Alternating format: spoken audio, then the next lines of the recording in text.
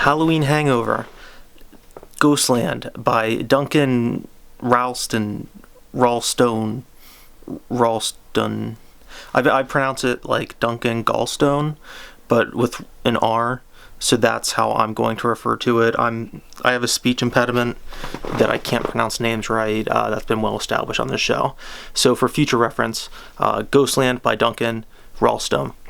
So in short, the synopsis for this book is basically, I don't want to sum it down because I don't like the people on writing forums that are like, every idea's been done before, so it doesn't really matter if your idea's original. Because I think that's bullshit. I really do. I think yes, basic concepts have been used, but you can create different combinations or ideas. I mean, they haven't stopped running out of new potato chip flavors. They come up with a new fucking Mountain Dew every week. Every idea has not been done before. It's kind of right. It's like a half-truth, but every great lie is a half-truth, So I don't want to be reductionist when I say that this book reminded me of Jurassic Park mixed with some 13 Ghosts, as though it was written by Stephen King. I had a bunch of notes written for this review. I was typing them up, trying to go professional, and my computer decided to update, and it decided they weren't important enough to save. So I'm shooting from the hip once again. And yeah, so basic story of this, it's got just a dash, just a little bit of In the Mouth of Madness, the John Carpenter film starring Sam Neill, speaking of Jurassic Park, where so this author, Rex Grote, his house floats down a street one day, and a kid sees it, and he has a heart attack and is technically dead. But he is revived. He lives, but he's a social outcast, and he loses his best friend, Lillian, who he refers to as Lil, because they are both humongous fans of Lil Jon, of which there are many references to in this book, of course. And she ostracized him. She's uncomfortable with him because she has a fear of her mortality, which he reminds her of. And she's going to therapy herself, and it's recommended that they all go, essentially, so that she can get over her fear. And Ben, I think Ben Laramie, if I'm not mistaken, is the kid's name, who has a heart attack. He wants to go. He has some ulterior motives because he wants revenge on this house for fucking up his life. And basically that's the concept in a nutshell. It's a high concept book. It's got a little bit of Ghostbusters in there. It really reminded me of Funhouse, which is a Dean Koontz book and a film by Tobe Hooper. I believe the Dean Koontz book came out after the movie, which is interesting. I've never seen the movie, never read the book, but yeah. So this book's really fun. It's really enjoyable. It's 400 pages, but it's a brisk 400 pages. It just flies by. One thing I want to add is that it was just fascinating to me because I read it on the Kindle version. You can buy it in paperback, to my understanding, but I read it online. And basically there's little footnotes throughout the book, the ebook at least, and you click them, they're hyperlinks, and it takes you to the back of the book. So really the main text of the book's probably 390 pages roughly, and you get 10 pages of an index of ghosts. So as you're reading, you can read up on the ghosts. You get a little Pokédex.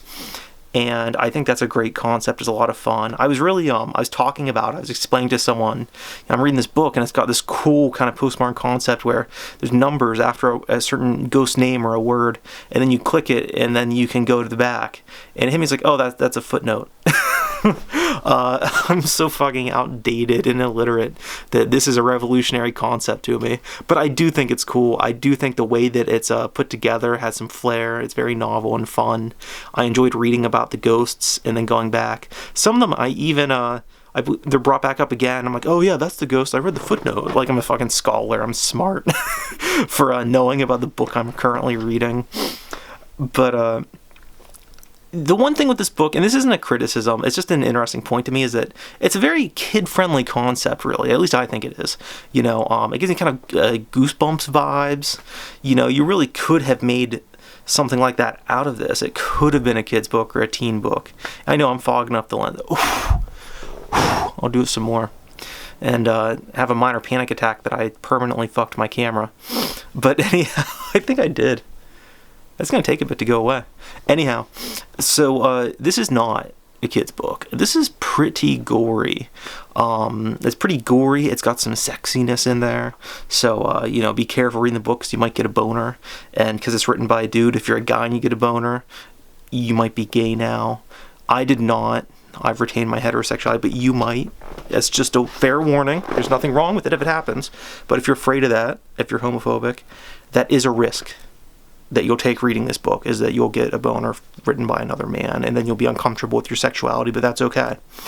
So, yeah, there's a lot of gore in this book. Lots of gore in this book.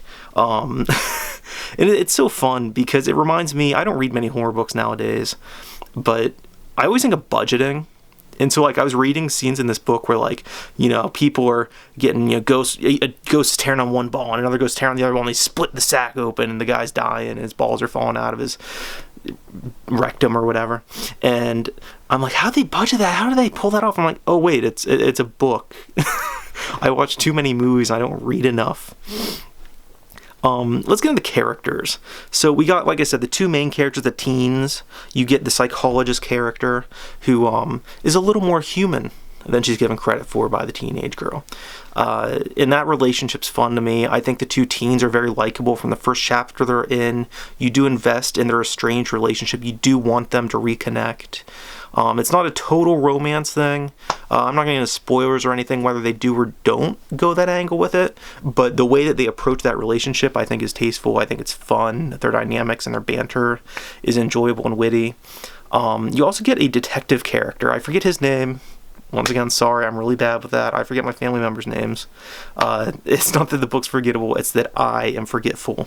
And you'll see this in any review I do pretty much. But there's a detective character. He reminds me a lot of Tom Atkins, specifically in Night of the Creeps. A character like that. Not quite as crazy or out there, but I would have, if this was a movie, I would very much so like to see him played by Tom Atkins. Even at Tom's current age, I would still really like that. And yeah, so the characters are all enjoyable. Once again, there's a lot of variety with the ghosts. I mean, I kept thinking as I was reading it, damn, he must have really done his research, going back to Wild West ghosts and pirate ghosts and modern day rapists ghosts and medieval ghosts and all kinds of crazy ghosts. And I liked that a lot. I liked the variety, the different locations. There is a map online. Lots of extracurriculars on this book, which I find fun if you're into that kind of thing. I don't think it's gimmicky at all. I think it all works with the concept. I think it all enhances the book. And you don't need it to understand the book. This isn't like a Halo novelization where it's to understand the plot of Halo 5, you got to read the book. But to understand the book, you got to read the comic. And to understand the comic, you got to watch an 8-hour video by Rick Worley on YouTube where he explains why Halo 5 has the best plot. And it's so brilliant that I actually think it might be for a minute. This is just, it's very simple and it's accessible, but it has complexities, and they're very fun little detours to take if you wish to do so, and I certainly did. So I'm looking at the website here. I'm not going to show it to you because A, I think Duncan may sue me for some kind of copyright infringement. B, I don't want you to see all my porn tabs. But we got screenshots of Rex Garodi's Wikipedia page as of August 22nd, 2019. We got a little commercial, an 80s retro VHS kind of thing, for the first season credits of Ghost World, the episode Sins and Blood, which is a TV show made by Rex Garodi and is referenced throughout the book. I mean, I'm just listing shit about the book right now. It's hard for me to review things because I've mentioned this before on the show. I only do positive reviews. I only do things I'm excited about. I'm not going to bash anybody, and I'm not going to, I'm trying to give good exposure. I'm trying to help people's careers and help readers find books they're going to enjoy. So I see no purpose in finding an indie author's book, a labor of love made hours after, the night shift at Walmart, and, lambasting it and trying to make the writer look like a fool or something like that. I'm not in that business. I want to create excitement, enthusiasm, and this book gave me a lot. It made me, it's helped me a lot. I've really been rediscovering the horror genre and just loving it. And this book really stoked those flames. I messaged Duncan when I was halfway through the book, and I was basically fuck you, because now I want to write a horror book. but I don't think I want to write a horror book, but it makes me want to write a horror book. It's just enthusiastic. You can tell he's a fan of the genre, a very talented writer. You could tell that he's read his Stephen King, he's read his Clive Barker and all that. And if you didn't know that, there's some photos on the ghostlandparkweb.com website in which you see some of the books. I'm assuming maybe his, with a fictional hardcover book that's mentioned in the book that's on display there. But yeah, I really, really like this book. I'd recommend this book to basically anybody who likes the horror genre. I think it's just a lot of great fun. It's really enjoyable, and I'm happy to get to share this video about it because I'm excited about it, and I think other people will be too. So real quick before the camera cuts me off, please like, subscribe, comment. I got links to Duncan's shit below. Check out all those. Please do yourself a favor. The books are cheap. They're worth it. It's a lot of great content. It's fun. There's a sequel book out now. Duncan's got other works. So yeah, please check it all out. Thank you for watching, and have a bad day.